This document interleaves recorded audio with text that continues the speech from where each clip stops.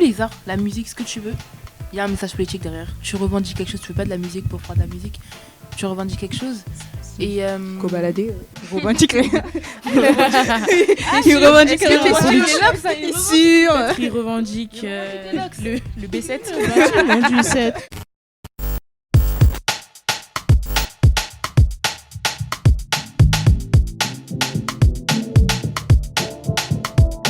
Bonjour, je m'appelle Kadatou et bienvenue sur Askip. On va retrouver 4 meufs qui vont débattre d'actualité, de culture et de pop. Asseyez-vous bien parce que ça risque de péter. Du coup, je vais vous présenter un peu avec qui on est aujourd'hui. Bonjour, je m'appelle Daniel. Moi, c'est Badjalo. Et moi, c'est Chloé. Qui va nous présenter le sujet du jour. Alors, le sujet du jour, c'est bien évidemment Ahmed Silla qui était dans la sauce, dans la vraie sauce. Alors déjà, Ahmed Silla, c'est qui ? C'est un humoriste français de 31 ans qui est déjà plus ou moins pas très apprécié par la communauté noire parce que ses sketchs ne plaisent pas à tous, si je peux dire ça comme ça. Mais il s'est vraiment retrouvé dans une sauce Twitter le 4 septembre. Après avoir fait un tweet, il a mis une perruque sur sa tête et mis un gloss afin d'imiter une femme noire en disant « Ma sœur, calme-toi, une perruque et un gloss. » Et puis, on a le même joli visage. Déjà ça, c'était clairement pas passé sur Twitter. Bah, j'imagine. Ensuite, il a surenchéri avec, par la suite, le tweet de Maëva Guénam où il accusait de ne pas être un exemple pour les adolescents et les personnes qui la suivaient. Et là, franchement, c'était pompon sur la Garonne. Les gens, ils ont pété un câble. Les tweetos sont revenus sur ces nombreux sketchs dégradant la communauté noire. Ils sont revenus notamment sur ces sketchs du Samba Show, qui date d'il y a maintenant 9 ans. Et c'est un sketch à TPMP. Après ça, Ahmed a décidé de faire un space Twitter. Okay. C'est comme une sorte de gros Zoom avec plus de 35 000 auditeurs, dans lequel il a décidé de défendre ses propos et de s'excuser par rapport aux choses qu'il aurait dites. Alors déjà, Ahmed Silla, dans ce space, il s'est défendu en disant qu'il a un humour universel, qui rigole de tout le monde, qui ne rigole pas spécialement que des Noirs, donc il faudra arrêter de l'accabler par rapport à ça, etc. Et qu'il ne s'excuse pas d'avoir joué le rôle d'un esclave, parce que si on regarde bien les films français qu'il y a eu, notamment, je cite Casse Départ, qui, on le rappelle, était l'histoire de 2 hommes qui étaient retournés dans le passé au monde de l'esclavage, etc. Un classique. Voilà. Et du coup, il a dit qu'il ne s'excusait pas par rapport à ça. Et de là, il y a une tweetos, aka Mariam, aka Escanor, aka ambassadrice de la défense de la communauté noire sur Twitter. Parce que vraiment, celle-là, c'est celle dont le nom est le plus revenu à chaque fois que je tapais Ahmed Silla sur Twitter. Elle a accusé Ahmed Silla de rigoler sur les stéréotypes sur les Noirs, clairement, comme quoi ils ne sentent pas bon, ils sont sales, en rigolant de leur accent, en disant que leur accent est drôle, etc. Alors qu'elle considère les différents accents qu'il y a en Afrique comme une fierté et ne voit pas comment Ahmed Silla peut se permettre de rigoler de ça. Elle accuse également de ne faire rire que les Blancs, qu'Ahmed Silla ne fait pas rire ses parents, qu'il ne fait pas rire ses cousins. C'est méchant. Non, franchement, elle était très dure avec lui. Elle était très, très dure. Elle a raison. C'est vrai, parce que je vois un esclave qui se roule par terre. Et je ne vais pas rentrer dans tous les détails, mais dans ce space, il y a énormément de gens qui l'ont taillé, voire presque personne qui l'ont défendu. Et devinez qui a défendu Ahmed Silla. J'écoute. J'ai patience. Eh bien, c'est un lanceur d'alerte appelé Damien Rieu, qui est du parti de l'extrême droite, bien évidemment. Mais je te jure. Il y avait même Marine Le Pen dans le live. Il y avait Marine Le Pen. Et, ça m'étonne même pas, en fait. Du coup, Damien Rieu a défendu Ahmed Silla. Et les tweetos, ils se sont encore enflammés. Du coup, voilà, moi, j'avais une question par rapport à tout ça. Je vous ai un petit peu reconstitualisé le truc. Je voulais savoir déjà, qu'est-ce que vous en pensez ? Parce que vraiment, quand j'ai lu tout ça, j'ai trouvé ça incroyable. Déjà, je pense qu'on va revenir sur les humoristes noirs parce qu'il n'y a pas qu'Ahmed Silla qui est dans la sauce. Ahmed Silla, j'ai regardé un peu ses sketchs. Je me suis dit, il faut que j'enlève tout ce que je pense de lui. Je vais essayer d'être nulle. J'ai regardé, j'ai pas ri. Et tu vois, j'étais là pendant des heures, j'étais comme ça. Faut que tu regardes, faut que tu aies un vrai avis, faut que tu sois objective. Je n'ai pas ri. Et moi, aujourd'hui, j'ai dû regarder le sketch et moi, j'ai dormi. Non mais j'essaie pas d'être méchante ou quoi parce qu'il est déjà dans la sauce, mais j'ai essayé vraiment, genre je me suis dit d'habitude j'arrive à rigoler pour n'importe quoi, mais là je me suis couchée, j'ai dormi, j'arrivais pas. Qui t'endormira, moi tu dis ça. Parce que c'était toujours les mêmes blagues, en fait. Au final, il se moque de lui-même en se moquant de sa communauté. Parce que, enfin, il est noir lui aussi et je comprends pas pourquoi il se moque de C'est sa ça. communauté en fait. Moi, franchement, ce qui m'a surtout choqué, c'est clairement le tweet où il a mis une perruque et mis de rouge à lèvres en disant à la fille regarde, un gloss et une perruque et on se ressemble. Pour moi, je trouve ça extrêmement choquant, sachant qu'il sait très bien que la femme noire, c'est pas La plus surcotée des tous. c'est voilà, c'est pas la plus surcotée. Justement, par rapport à ça, on essaye de savoir si Ahmed Silla, il fait de la misogynie noire. Déjà, parce que il se moque des femmes, mais des femmes noires. Tu peux refaire définir le terme, s'il te plaît, parce que... Je bug un peu, moi aussi. La misogynie, c'est un terme désignant un sentiment de mépris ou d'hostilité à l'égard des femmes motivées par leur sexe. Donc, en gros, c'est ça, mais pour les femmes noires. Donc, le terme, il est assez violent. Ouais, Et de là, je vous demande, est-ce que Ahmed Silla, il fait de la misogynie noire ou pas? Moi, je dirais... Le terme est un peu fort, mais je dirais un peu oui quand même, parce que, enfin, tu peux pas dire je mets du gloss, une perruque, je te ressemble. Sachant que la femme noire, elle est déjà associée à un homme. On dit toujours la femme noire ressemble à un homme. Ou Aya Elle est Nakamura, musclée comme un homme. Aya Nakamura ressemble à un homme. Et franchement, faire ça, c'est juste enfoncer le clou. C'est assez, je trouve, dégradant pour sa propre communauté, pour ses sœurs, parce que lui-même, il a dit plus tard que non, mais je me moque pas de vous, mes sœurs aussi, elles portent des perruques. Enfin, c'est comme dire je suis pas raciste, j'ai un ami noir. Enfin, pour moi, c'est absurde. Après, moi, je pense qu'on l'a pas appris à reconnaître la valeur d'une femme noire.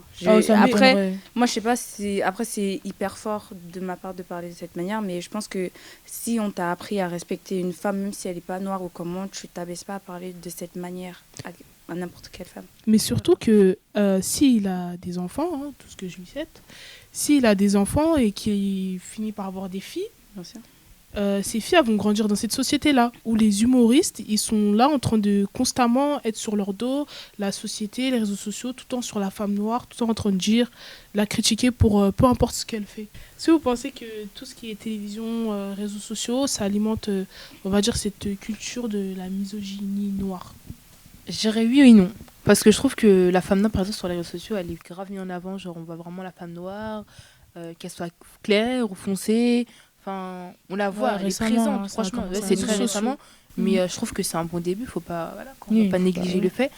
Après, oui, ça alimente un peu parce que les humoristes, avant, on les voyait beaucoup sur scène. Maintenant, on les voit beaucoup aussi sur les réseaux sociaux. Ils s'expriment énormément sur les réseaux sociaux. Et il y en a, malheureusement, ils continuent à alimenter en fait, ces clichés et tout ça. Et du coup, on bouche le trou, on recreuse, on bouche, on creuse.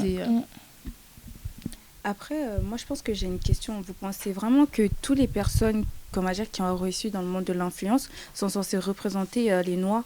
Genre, en général, il y en a certaines, certains ou certaines aussi, qui ils ont réussi, mais ils n'ont pas pour autant dire moi, je soutiens le mouvement Black Lives Matter.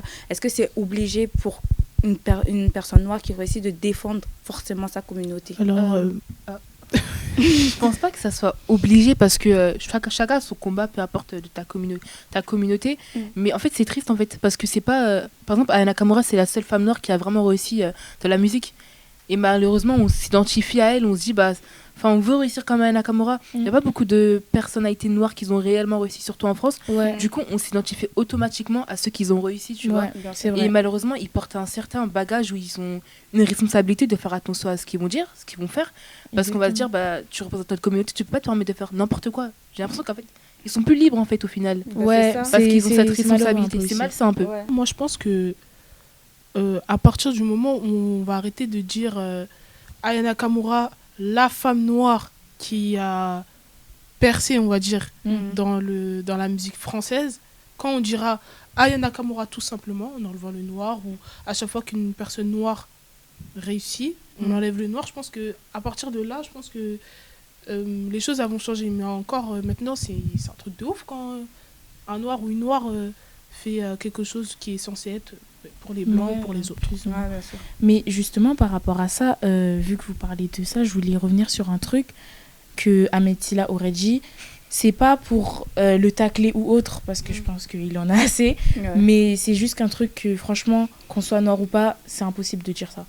Alors, dans le live, il a dit que quand on lui a parlé de Black Lives Matter, de tout ce qui s'est passé, on lui a demandé de parler de son avis à propos des Noirs et de la police. Il a dit que lui, il ne défend aucun parti politique, que pour lui, en France, il n'y a pas de racisme, ce qui est quand même extrêmement choquant, sachant qu'avec tout ce qui se passe, avec les problèmes que les personnes de couleur, que ce soit noires ou bien arabes, les personnes immigrées en général ont eu, je trouve ça quand même un peu grave de dire ça et de volontairement ne pas prendre parti pour quelque raison que ce soit.